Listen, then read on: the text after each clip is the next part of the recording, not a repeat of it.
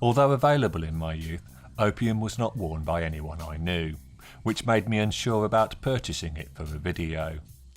Yves Saint Laurent marketed opium as exotic and mysterious. So mysterious it completely passed me by. I text Dave, God to his friends, He's not God, for his recollections of opium. He had none either, which didn't assist my purchasing quandary. In situations like this I toss a coin, heads always being yes, tails no. A coin toss was often employed by the MIG cash plan and I when considering a spontaneous night out. Shall we go to Sheffield tonight, for instance? If the outcome was tails, it was decided we should have best of 3, then best of 5, and finally next toss wins until the desired outcome was achieved. On these spontaneous nights out, the MIG cash plan would wear one of my shirts, because his shirts and dress sense were terrible. And invariably he would escort a young lady home. My shirts were irrelevant though, for he was the best looking lad in the world. Back to opium.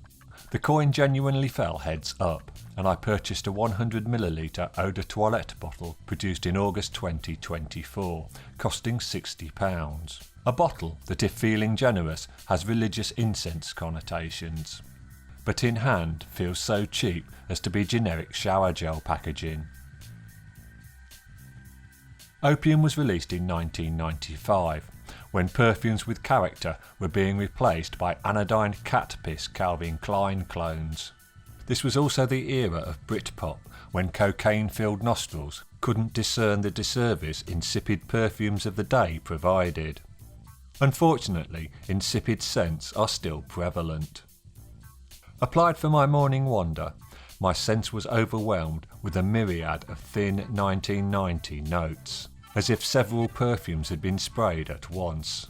Shortly, the dominant top note of synthetic blackcurrant Ribena unwantedly arrived and undesirably lingered. During the first 2 hours of my walk, Ribena is all I could discern. The name Ribena is derived from blackcurrant's botanical name, Ribes nigrum. Ribena should be sponsoring this video. After the 2 hour mark, wafts of powdery soap arrived, and deep inhalation of the application point revealed a pleasing sweet tobacco base. Opium is at its best the day after application, when the Ribena has dissipated, leaving an intimate, warm and comforting sensation, the aura of a gentleman. Performance is acceptable, but won't leave people swooning or recoiling in your wake.